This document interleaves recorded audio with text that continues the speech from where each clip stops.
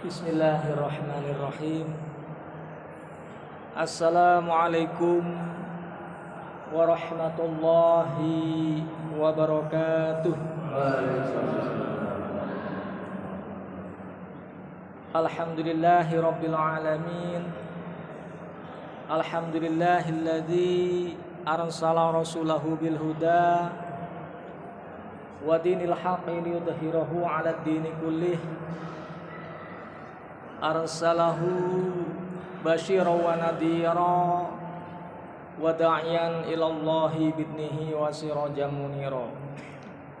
Asyhadu an la ilaha illallah wahdahu la syarika lah syahadatan a'adaha liliqa'i dukhara wa asyhadu anna Muhammadan abduhu wa rasuluhu arfa'ul bariyati qadra. Allahumma sholli wa sallim ala sayyidina Muhammadin wa ala ali sayyidina Muhammad amma ba. Hadratul muhtaramin, para sepuh, para alim ulama, hadirin wal hadirat, hadanallahu wa iyyakum. Puji syukur alhamdulillah, marilah bersama-sama kita panjatkan kepada Allah Subhanahu wa taala, karena di kesempatan siang yang berbahagia ini kita bisa hadir di masjid yang insyaallah dimuliakan oleh Allah Subhanahu wa taala.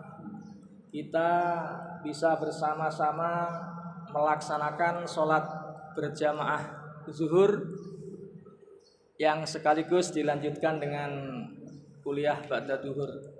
Semoga ini semua dicatat oleh Allah Subhanahu wa taala sebagai amalan maslahah fid dini wad dunya wal akhirah.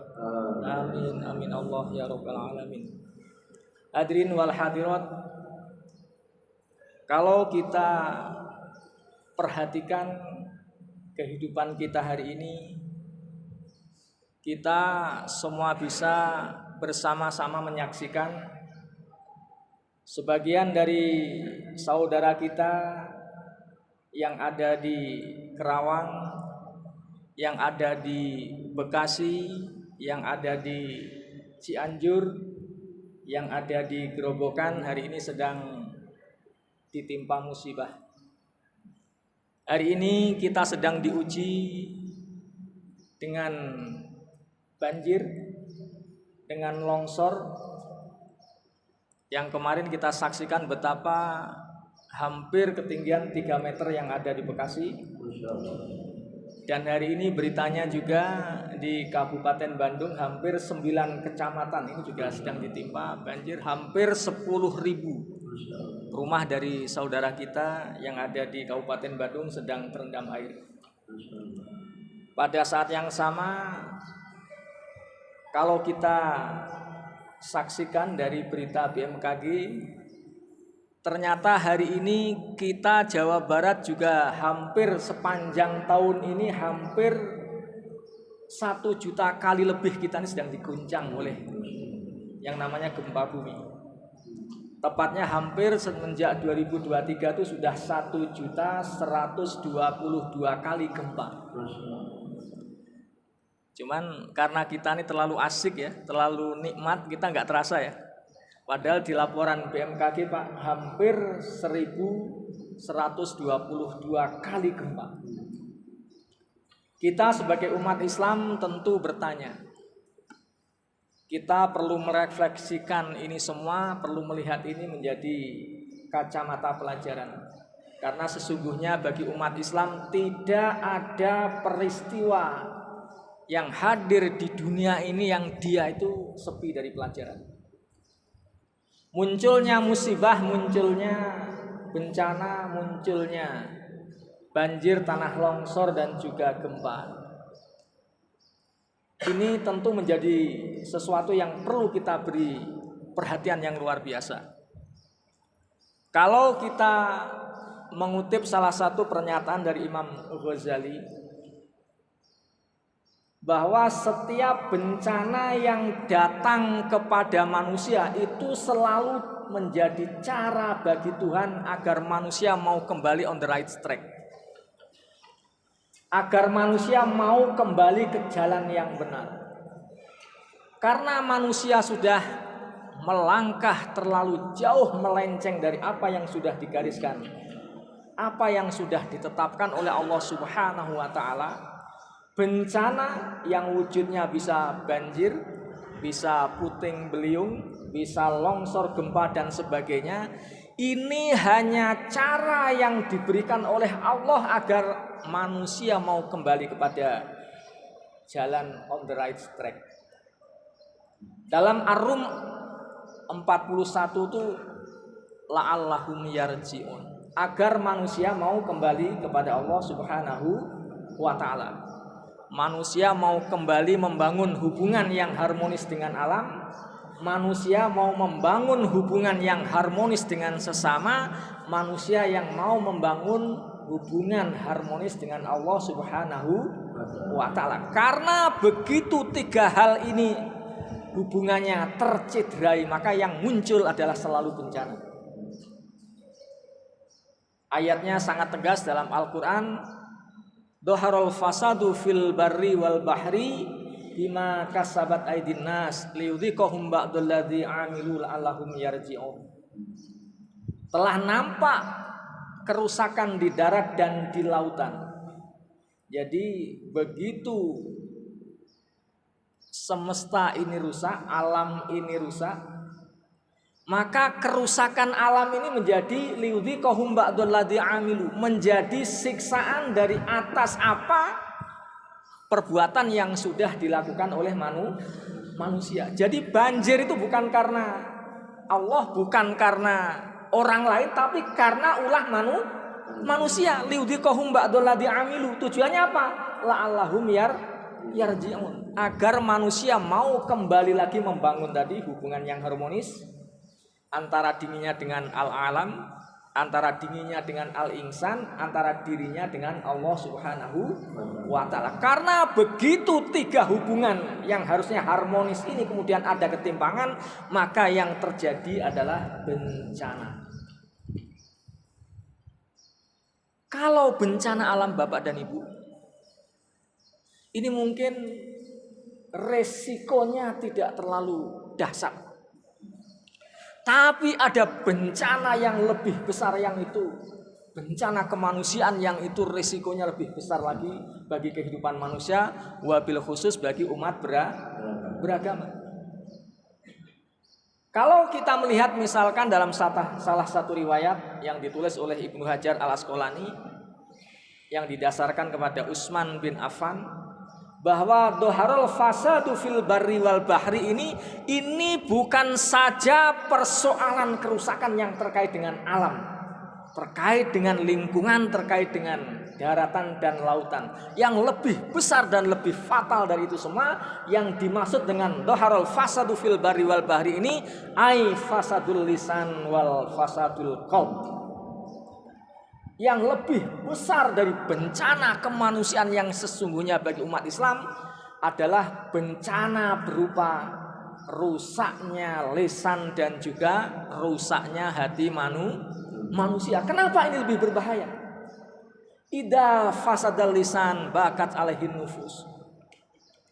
Kalau terjadi kerusakan pada lisan manusia, maka lisan manusia ini akan bisa menjadikan banyak nanti jiwa-jiwa yang menangis. Hadirin wal hadirat, banyak orang itu baik-baik saja dalam hidupnya, tapi begitu tetangganya lisannya rusak, maka kehidupan orang yang baik-baik saja itu bisa berantakan. Pasangan suami istri yang sakinah itu bisa berantakan kalau imannya kurang, kemudian dia terlalu rarut gara-gara omongan batur, omongan tetangga. Ente tahu nggak itu siapa suami kamu? Ente tahu nggak itu siapa istri kamu? Dia mantan ini, mantan itu, dia itu dulu ini, dulu ini. Bapak dan Ibu, lesan yang provokatif, yang hasut, yang pauh dengan fitnah seperti ini, inilah yang menjadikan jiwa-jiwa manusia itu menangis. keluarga yang baik-baik saja Bapak Ibu, anak, ayah, ibu, saudara itu bisa berantakan gara-gara rusaknya lesan. Masyarakat bisa hancur, bahkan negara pun bisa hancur. Inilah kenapa kemudian rusaknya lesan ini bisa menjadi bencana kemanusiaan.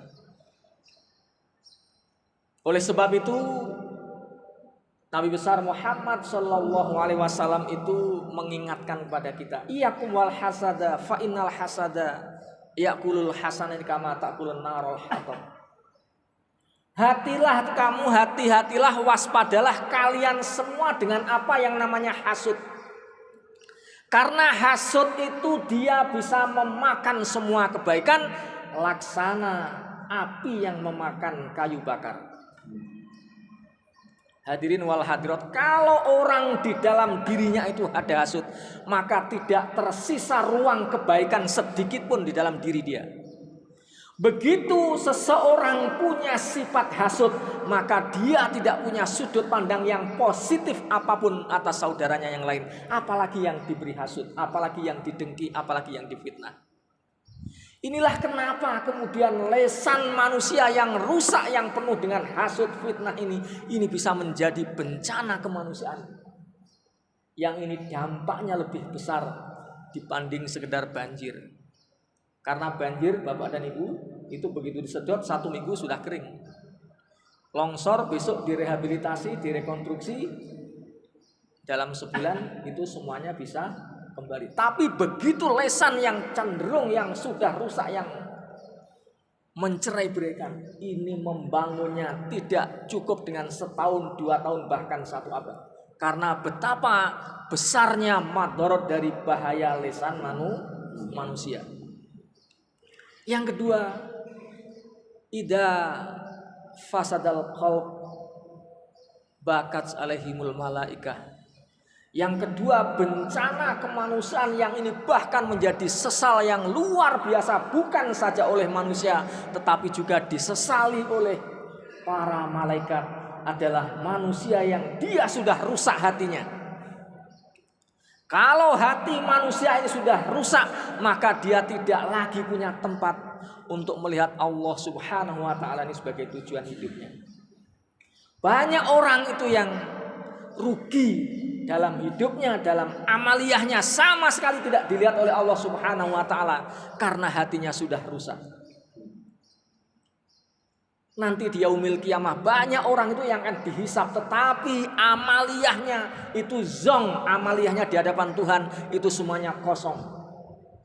Banyak orang alim itu dihisap oleh Allah, tetapi dia tidak dapat pahalanya orang mencari ilmu, karena dia mencari ilmu hanya pengen disebut sebagai orang alim.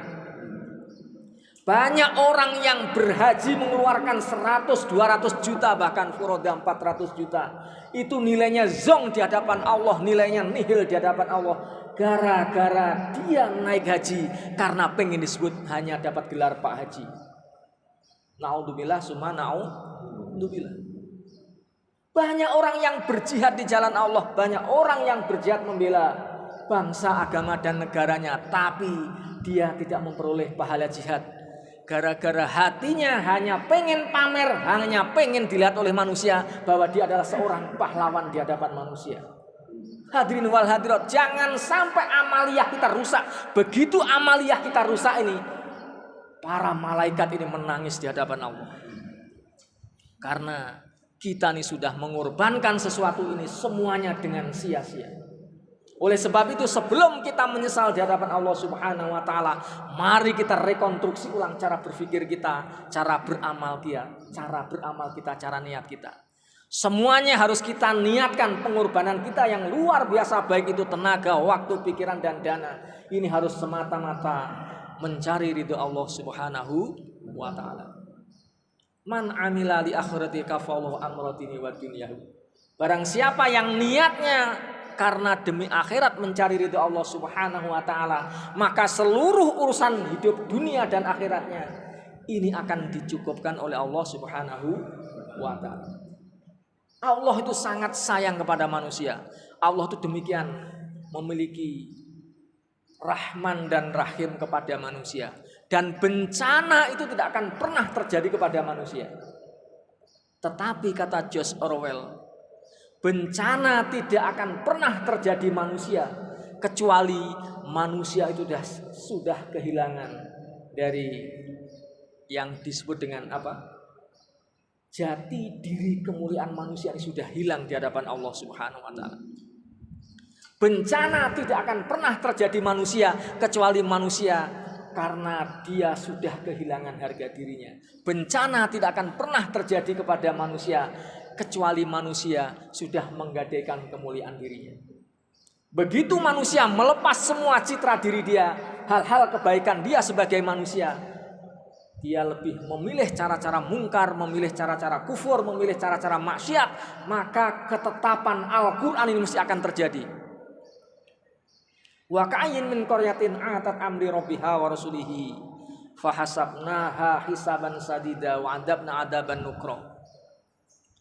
Kalau manusia itu sudah dimanapun tempatnya dia sudah durhaka kepada Allah, durhaka kepada Rasulnya, maka ketetapan Al-Quran, ketetapan Allah Subhanahu wa ta'ala ini mesti terjadi pada manusia. Dia akan dihisab dengan sangat cepat dan akan diadab dengan adab yang sangat menyempitkan. Na'udzubillah summa na'udzubillah. Oleh sebab itu, karena boleh jadi musibah hari ini bukan sekedar ujian, barangkali ini bagian dari cobaan dari Allah Subhanahu wa taala atau mungkin adab dari Allah Subhanahu wa taala, maka tidak ada ikhtiar yang paling tepat, yang paling otentik selain kita banyak beristighfar kepada Allah Subhanahu wa taala. Astaghfirullahaladzim. Istighfar adalah ekspresi lisan dari bentuk pertaubatan yang paling mudah, yang paling ringan. Karena taubat itu harus menjadi budaya kita.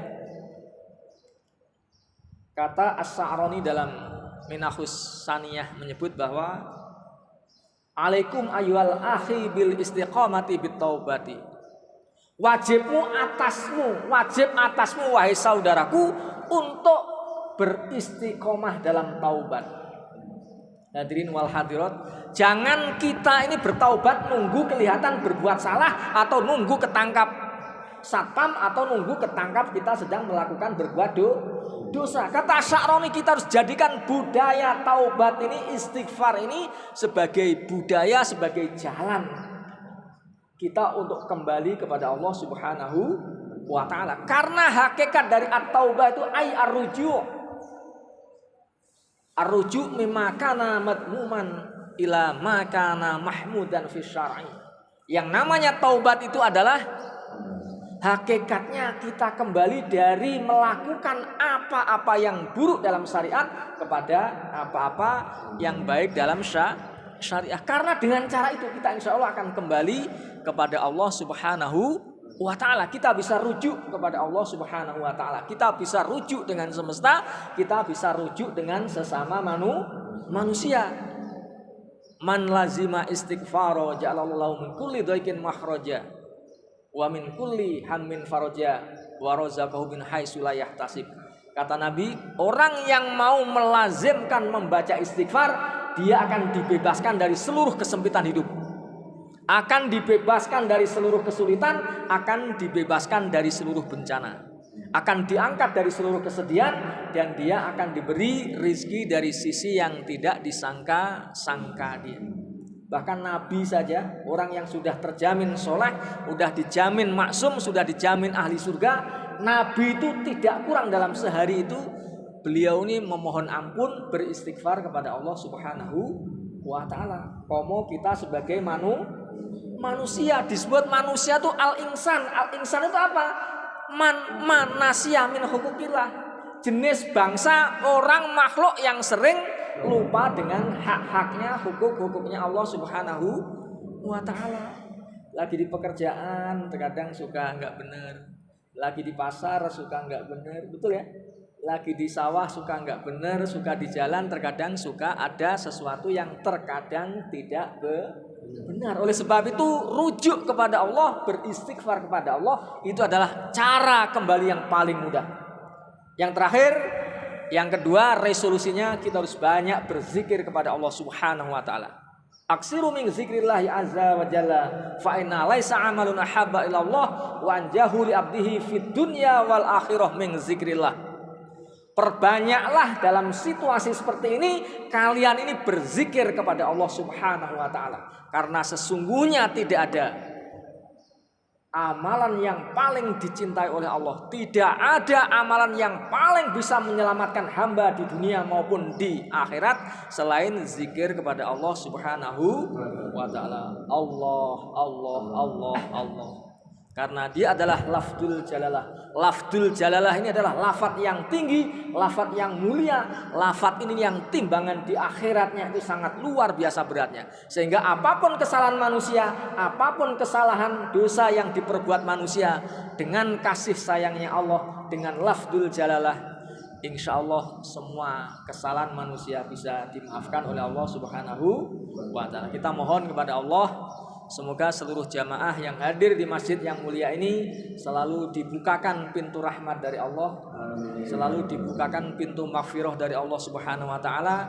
Kita selalu dilindungi oleh Allah, bisa berislam, beriman, berihsan dari hidup kita di dunia ini sampai yaumil qiyamah menghadap Allah Subhanahu wa taala. Hadirin wal hadirat, barangkali itu yang bisa kami sampaikan. Atlubu minkum alafa. Wassalamualaikum warahmatullahi wabarakatuh.